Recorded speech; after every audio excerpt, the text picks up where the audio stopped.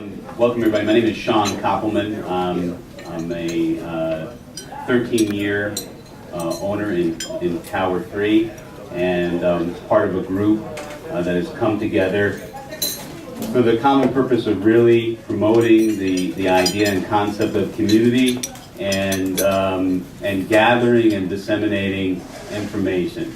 And more so really for the common purpose of building a sense of community and with the idea that by doing that, that we can motivate more people like me who have been owners but non-participants who have really been apathetic for one reason or another and really more so been uninformed. And whatever information that they have has come through hearsay, innuendo, or sort of information that has been promoted by propaganda, right? So the purpose of today's meeting is really to recap some of the things that have been going on since the last time that this group met, and also to share and disseminate more information. One of the premises of this group getting together was the idea that despite the fact that many of the people in this room come together with major disagreements and major histories with personality conflicts, that you can still come together and share information in a respectful way, and that we're at the end of the day a community and that we're neighbors. And so that's the way that we intend to run this meeting, and that's the spirit with which we're meeting here today. So we want that everybody that's here to understand that's the understanding that we have here, and that this is going to be an opportunity for everybody that's here today to voice their concerns in some manner or form, and to be able to share what's on their mind, but to do so in a way that's respectful, and that's very important to the group that's meeting here today. As a community, we have a responsibility to be involved, to the best of our ability, and when we're not, we realize that the apathy results in failure. This meeting is to be an interactive discussion, an exchange of ideas that will hopefully result in a collective set of goals or action steps. That was one of the things that people came to us as a group asking last time, well now what? So hopefully today, that will answer some of those questions. Today, there's going to be some speakers who will address a variety of topics. Erwin will be the first speaker. Who'll address some accomplishments of the group and some primary ongoing issues that we see as a group. Sandy Davis will be addressing finances, where we are and where we're going. Hedda Cariou will be addressing the topic of community and ethics, creating community culture, the board majority, ethics, and behavior. And Scott Rosman will be discussing taking action and leading a group discussion, okay, so that everybody that's here who would like to speak and address some things that are on their mind will have an opportunity to do so in a time-sensitive fashion, right, to be respectful of everybody else, okay? So again, I want to thank everybody for taking time out on a Sunday to come out here, and I'll keep moving with introduction to. I will indeed speak about our accomplishments as a community, and also the main ongoing issues. I will be reading a lot, so to keep it going, an executive summary, if you will. In the current Galaxy environment, so many people have said to me, what's the use of showing up at a meeting or writing an email to the board? Nothing is going to change anyway.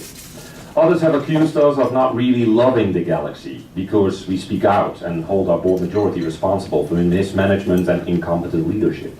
But we can affect positive change as a community. We can, and we have. That we can create change together has become apparent over the last few months.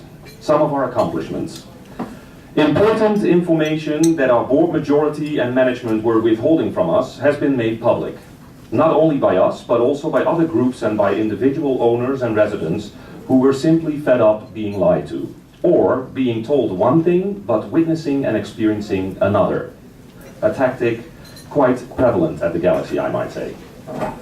Because of owners and residents' engagement, concerns and outrage, there was a, albeit narrow, majority vote to extend the opposition against the Appleview development.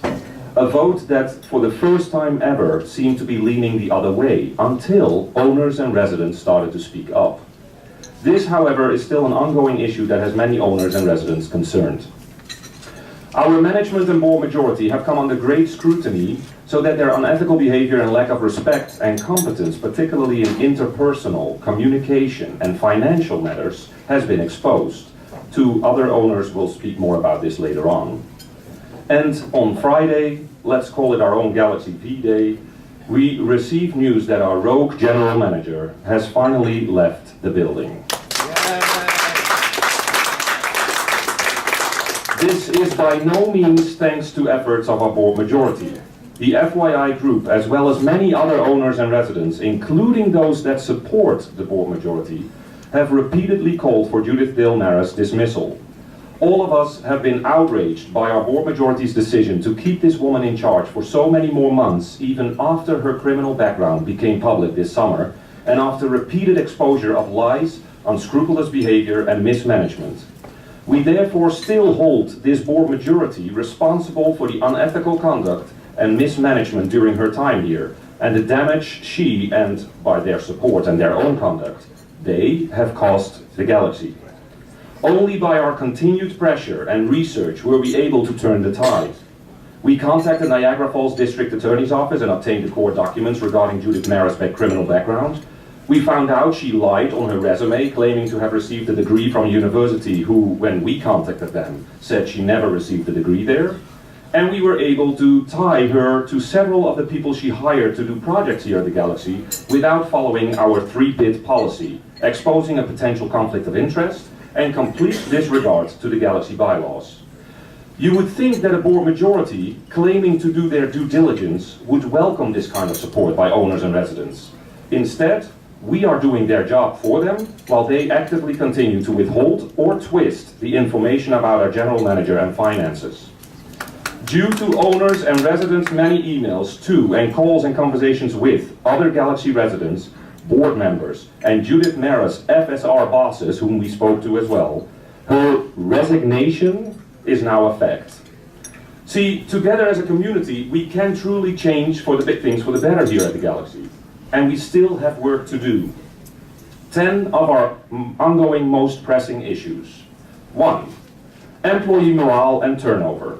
Never before have so many Galaxy employees felt intimidated by their leadership or uncertain about their jobs. Never before have so many employees been fired, quit, or reassigned. Incredibly, some of our majority board members, while running for the board, made this one of their main campaign issues. However, since they have been on the board and by supporting Judith Dilmara, employee morale and turnover has never been worse.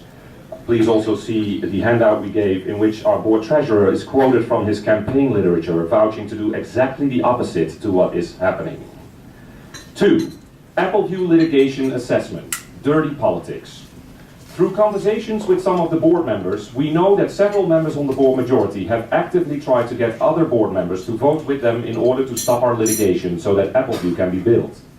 One board member has publicly stated that residents' concern and outrage about potentially stopping our defense decided this person's vital vote to continue the litigation. We also know that because of that, other board majority members simply voted along or abstained as they knew they did not have the majority vote to stop the litigation. This way, they tried to falsely appease owners' concerns by saying they voted for it while hiding their real agenda on the matter. The Appleview litigation assessment that our board majority is planning to implement in our next maintenance bill shows their true intentions and also a dirty political move. Expenses far greater than those for the Appleview litigation are not separately stated. By highlighting this particular expense, especially in the December holiday month, they clearly are trying to influence popular sentiment so as to push through their own agenda and narrow view on the matter. 3. Tower 2 garage elevator. No need to say a lot here. I don't live in this tower, but I even feel their frustration. 4. Living in a police state. Threatening owners and residents with security guards as well as scaring them by using the word litigation over and over and over is still a favorite go-to response by management and board majority, instead of reaching out to have an adult communication and give people the information they're asking for. 5. The so-called spa sabotage is still a mystery. The board might think that they've appeased residents' questions by having two pool company owners speak rather vaguely and seemingly pressured at an open board meeting. When speaking with them in the spa hallway afterwards, they, much more relaxed, actually verified the information our FYI group had said about this matter. Our spa manager at the time did not have a CPO certification to operate the levels of the pumps that disperse the chemicals into the pool, and these levels were way off. Our general manager and several members of our board majority told us months ago we would receive information about the big police investigation into this matter. Again, nothing. 6. Our mayor's alleged election fraud and his role of election committee chair. That some of our board majority supporters do not see the major red flags or hear the alarm bells go off in this case is frankly beyond me personally. This whole issue screams conflict of interest. After repeated exposure of unethical conduct and calls for action, our mayor's daughter and son-in-law, respectively our board's secretary and treasurer, refused to recuse themselves from votes pertaining their family member. They obstruct an investigation into the alleged election fraud, and though knowing that many people at the Galaxy object to their conduct and feel this reeks conflict of interest, they give a big middle finger to our community and happily vote for their father and father-in-law to become our election committee chair again. One family's agenda seems to be at stake here, and it seems to overrule everything else, including whatever is best for the Galaxy community. 7. Completely financial mismanagement and incompetence and a disregard by both management and board majority for our Galaxy bylaws in matters such as bidding process, transfer of funds, and outsourcing our accounting department. The next speaker will speak in more depth about financial matters. 8. Dysfunctional boards and disrespectful board members. Board members are expected to represent us. Board members are expected to set the example. Board members are expected to have the Galaxy's best long-term interests at heart. Sadly, with our current board, one only needs to go to one board meeting to lose faith in all of the above expectations. We see a board president that cannot lead a healthy conversation among board members, let alone take control of the entire room. He also seems to set different rules for different board members.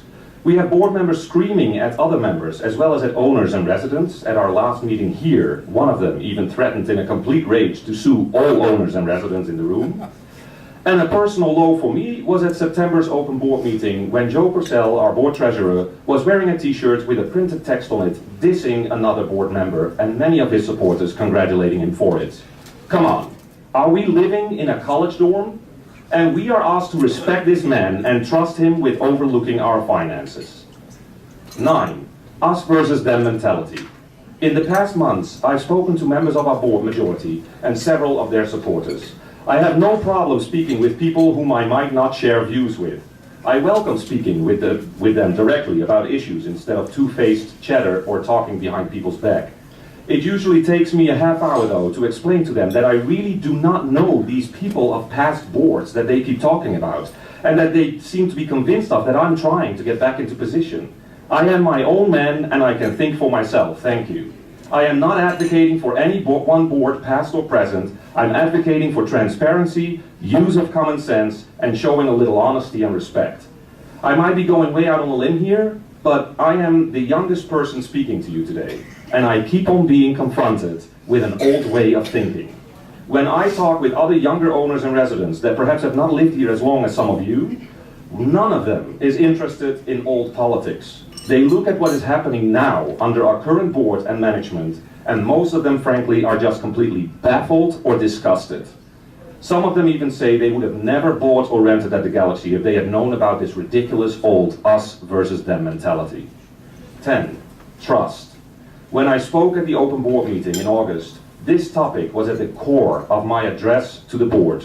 Sadly, I don't think many members of the board majority received the message, as they were simply trying to find some technical errors to point out so that they did not have to deal with the main issue I was talking about. The fact that many people in our community have completely lost trust in our management leadership and our board majority. I know some people have said, don't spread so much negativity and let's keep everything nice. They sum up how the Galaxy is in such a great location and has such nice facilities and nice flowers in the driveway. Unfortunately, these things are rather superficial when people feel intimidated, unsafe, and have lost faith in their board majority that is supposed to represent their interests. The loss of trust is one of the main current issues we must address as a community. Next up, to talk about the Galaxy finances, our declining property value and increasing maintenance costs. Where are we and where are we going? Here is Sandy Davis.